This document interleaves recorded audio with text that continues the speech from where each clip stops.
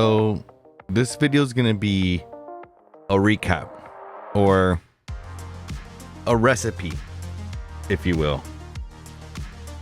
Let's call it our 13.5 fluval Nano Reef recipe. This will be your 30-day update and how to get to 0 ammonia, 0 nitrites, and 5 nitrates in just 30 days. It'll be a step-by-step how-to Nano Reef guide. We're going over all the hardware, bacteria, fauna, and in what order we add everything in. You'll also get a good idea of how much time and effort it costs to make and set up one of these ecosystems. The first thing we got to start off with is the tank. We got a fluval 13.5 gallon tank. I would imagine this would work with bigger tanks too, but specifically these instructions will be for this Nano Reef tank. And it cost me $210 locally at Aquarium Depot. Even though this is an all-in-one and it includes a return pump and a light, it's not really all you need. You need a bunch of other stuff. And it's most definitely not all I want. But there's definitely going to be some needs to this all-in-one. Let's start out with the 50 watt heater. I went with the Sissy one contactless. This way you can use your phone to control the temperature. You need a power head. I went with the Aqua Illumination Orbit 2. I think being a peninsula, it needs a good amount of flow. This might be a little big, a little overkill. You might consider something a little smaller. Another big reason why I went this route is because AI has a couple really powerful apps with the Mobius app and the Aqua Illumination app. And it allows us to dial in this power head down to 1% of its power. So I figured that'd be real useful. You're gonna need sand. I went with the Caribsea Arag Alive Hawaiian Black Aquarium Gravel. It's like 20 pounds in the bag. I used almost all of it, probably like 18 pounds of it. I like the look of this. It's also a little coarser than the fine sands, so I should be able to kind of use a little bit more flow than in regular sand. And it also comes with live bacteria already in the sand, which is going to be super important once we get this wet. I guess we're going to need some rock too. The rock that we went with was Caribsea's Nano Reef kit. It brings 2 arches and some rock rubble. This isn't the only rock we added. This is like the dry rock that we added. This rock is actually it's like not real rock, it's like an aragonite material, but it is infused with spored bacteria. It should help us with our biological filtration. Unfortunately, it doesn't really add to our biodiversity because Caribsea only claims it has the same Arag Alive bacteria that's in the sand. It did take time to make the rock work what it is. Okay. Huh? Episode 3 of my Nano Reef journey. Complete. Aquascaping part 1. I guess I thought it was going to take more than one. No, you know what? We have to put the epoxy. Oh. And that'll probably be next episode. Wow. Did everybody get to see it when it was just pieces? No, they just saw the square, the empty square, remember? Within this general area. Because it was like, what, like 10 of those separate rocks? Mm-hmm. And now you have like a nice little cave. And they are 2 separate pieces, like this. Wow. Does separate. Now what we're going to do in the next episode is I have this epoxy. Boom. I'm going to roll this epoxy into like little strips, and then we're going to kind of stuff it. Gonna stuff it into all these like kind of like little nooks. See what I mean? Just so that we can make sure that it stays like real together. You know what I mean? And then that's when you dust it with the sand, right? After that's done, then we go in with the other glue. We kind of smear the glue over the epoxy, and then we go in with the dust. I can see that. Yeah, next episode for sure. Yeah, there's still one. That's why I put part 1. So it did take me about, I would say 4 4 hours, maybe a little bit longer with the design of the cardboard here to get a template and an idea of the actual footprint of the tank. And it was about $34 in accelerant, glue, and epoxy. But all in all, I think it looks great, and I'm super happy with my Nano Reef arch. Look at it.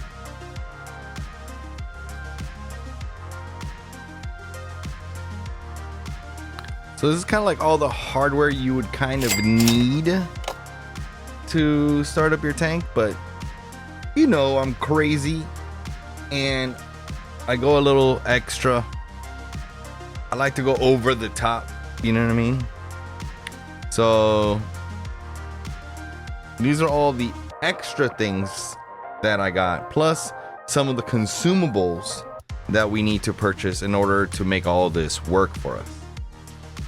I'll admit, some of this stuff isn't completely necessary, like the lights.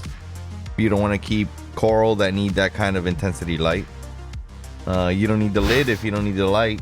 You don't need the controller if you don't care for that precise monitoring or control. You don't need to use the Pro Reef salt, not even use Alpha Reef, or not dip your corals before you introduce them to the tank. Even use a less precise test kit.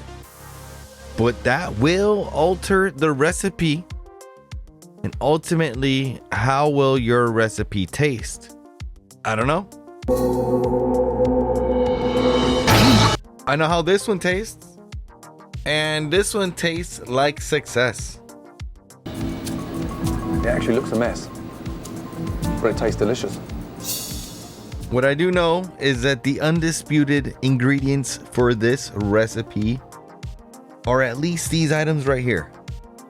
There is a trend or a common theme to all of these items right here, and that's that all of these add some kind of beneficial bacteria in order to not just complete a nitrogen cycle, but also a biome cycle, right? Because what we're trying to do is increase the beneficial bacteria, and that's going to in turn establish our tank quicker.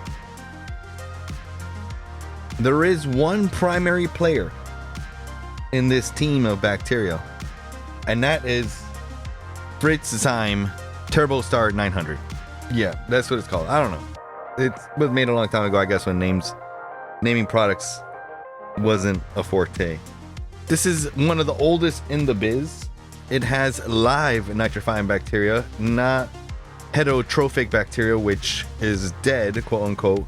This is actually alive and has only a 4-month shelf life. Even though Fritz doesn't really advertise the type of bacteria that's actually in Fritzzyme TurboStar 900, we can imagine it's something like Nitrosomonas, Nitrobacter, Nitrococcus, Nitrosococcus, and Nitrospira, and Bacillus. Remind me never to try to pronunciate bacteria ever again. Nitrosococcus.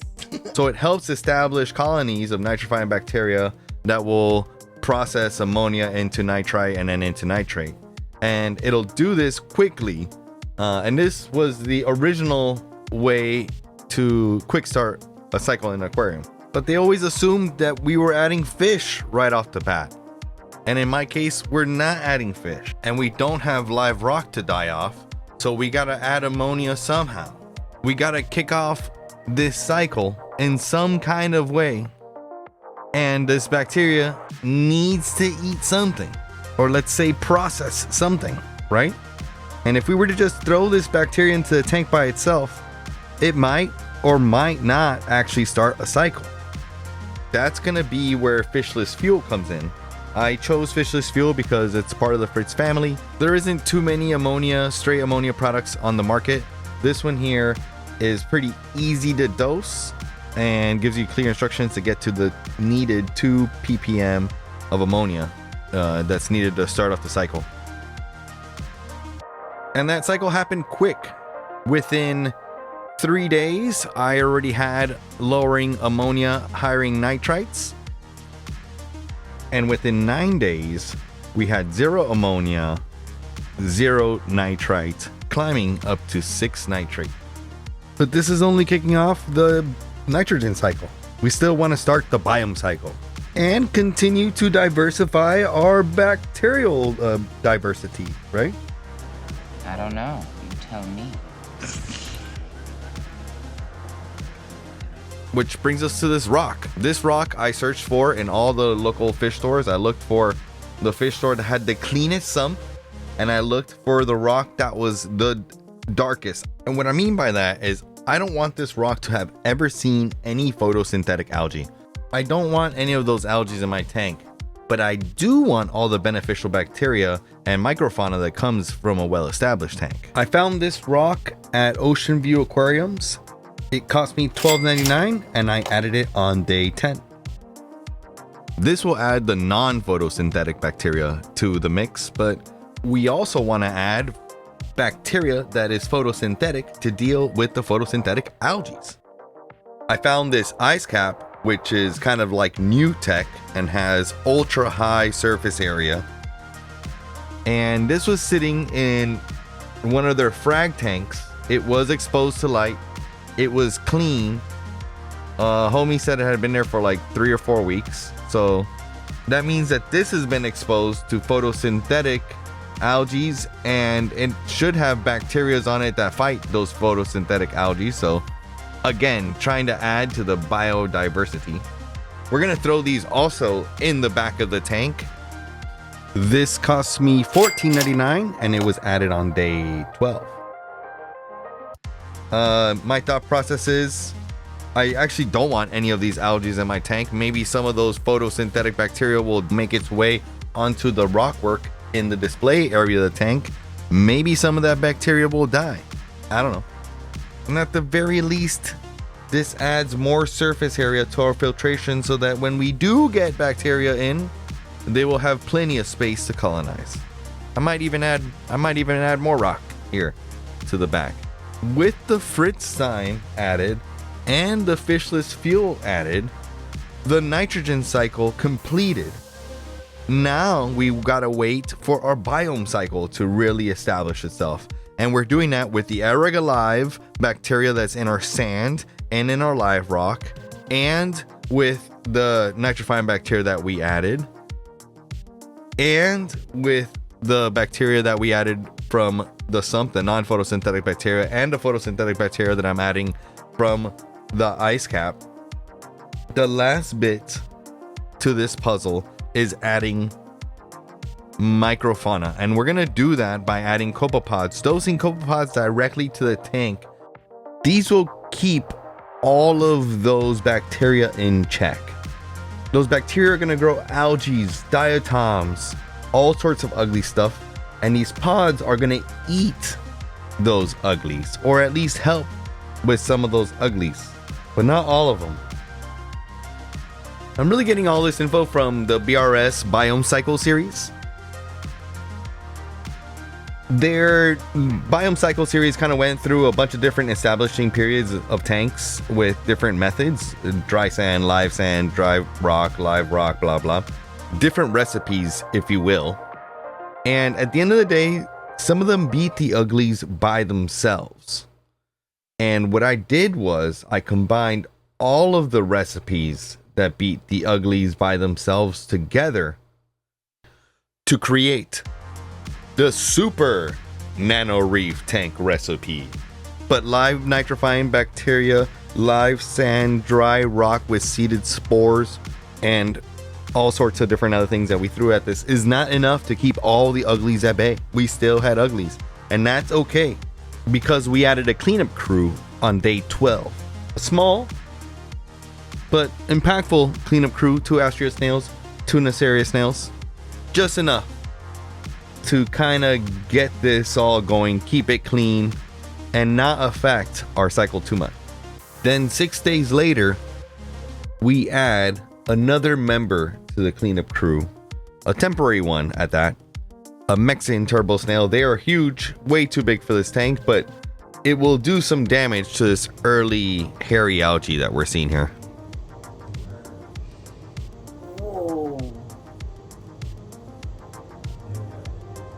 The reason why bulldozer is temporary as well, because he bulldozes everything over.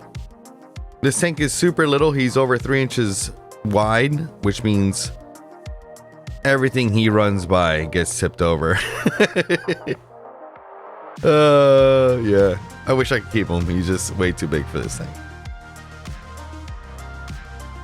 So where does that leave us off? Well, we're 30 days in. Tank is looking good. And we've done several things to get to this point. Let's list them out. So pull your pencil and pads out and get ready to take some notes. I guess we'll start out with what the recipe actually is. What is this recipe? Well, the recipe starts with the Fluval 13.5 gallon tank. And in that tank, we added some Carib Sea Ereg Hawaiian Black Sand, who is live with Ereg Alive. We added some Carib Sea Nano Reef rock, which is spored with that same Ereg Alive bacteria. We used RODI water to mix in some Tropic Marin Pro Reef salt. We used the stock light, and we used a 50-watt heater set to 78 degrees. On day 1, we added the Fritz Zyme TurboStart 900. We added exactly 11.6 milliliters to the tank. On day 3, I added the Fritz Fishless Fuel, exactly 1.9 milliliters. I think I could have added this a little earlier to even get this cycle done quicker. But bacteria still needs time to multiply. So there is a certain amount of time that some of these bacteria take to replicate and to get to the point where they can get to the numbers that we need them to be in order for them to process ammonia into nitrite into nitrate. On day 5, I added a Dark Alive rock rubble. That was the rock that I got from the dark sump that had not been exposed to light. And on day 7, I added the ice cap, which was exposed to light and hopefully was carrying some photosynthetic bacteria.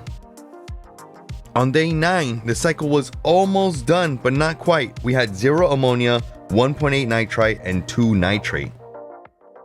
On day 10, I turned on the lights and we added pods. We added corals. We did a 50% water change because this was Skellyfest. And I had to add corals to my tank during Skellyfest. On day 12, with now 0 ammonia, 0 nitrite, and raising nitrates, the algae started kicking and we added a cleanup crew. That consisted of 2 Astrea snails and 2 Nasaria snails. Couple days later, on day 15, we dosed Phyto for the first time, and we started doing that every other day, just 2 milliliters. I added some more coral and I did another 15% water change. By day 20, I was seeing 0 ammonia, 0 nitrite, 6 nitrate, 0 phosphate, 108 alkalinity. I did another 10% water change, and I added a Mexican turbo snail. On day 25, we added coral. On day 30, we fed the tank with mysis and phytoplankton. That's actually the clip that you're seeing right now. And then we did a 50% water change. And that's it. That's all I have for you until now. There's lots of updates coming. I added the lights already. I added a bigger fan already. We're going to add some more cleanup crew. We're going to definitely add more coral. We're adding a fish. We're adding another fish. There's lots to come. And I hope that this recipe gives you kind of courage or at least a roadmap to success in the hobby. Gets you here. Gets you to a place where you can be having fun and adding corals to your tank.